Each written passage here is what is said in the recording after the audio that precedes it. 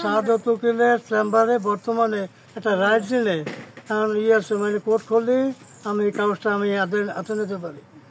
এখন এরা এলে মানুষকে হাজার মানুষ আইয়া কেন আর্মি আইছে এ জায়গা সেনাই পুলিশ আইছে, এরাও কিছু করতে পারে নাই। এখন আবার গ্রামবাসী চাই খেয়ান লই আইছে, মেশিন লই আইছে, আমার গরু দাবড়ায়, আমার মহিলা লইয়ে যাবে, এইরকম আমার গরু ছাগল লয়ে গেছে 3 কালকের। এখন বাড়িঘর লুটপাট করবে, আমার গাছ কাটতে আইছে। এখন বর্তমানে 4 মেশিন চলে, আর রাস্তাঘাটে মানুষের কোনো অভাব নেই। আমার বাড়ি ব্যারিকেড দিচ্ছে। আমার বাপের বাপদাদার পিতৃ সম্পত্তি, আমাদের দলিলকৃত জমি এবং তা নিয়ে মামলাও চলতে আছে। তারা দাবি করতে আছে তাদের, তা নিয়ে মামলা চলতে আছে।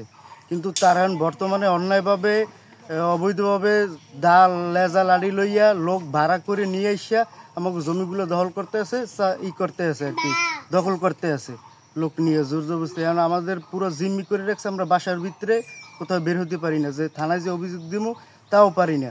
আমাদের কালকে 3টা ছাগল নিয়ে গেছে, আজকে গরু দাবড়াইয়া গরু লই যাইবে, গরু নিয়ে আসছে। এখন আমরা পুরো জিম্মি বাসার ভিতরে। আমরা জাফরের দ্বারা নির্যাতিত নিষ্পেষিত জনগণ এখানে উপস্থিত হয়েছি। আমাদের যাদের জমি জোর জবরদস্ত করে ভোগ দখল করতেছে, সেই জমিতে আমাদের অধিকার প্রতিষ্ঠিত করার জন্য আমরা হাল চাষ করতে আসছি।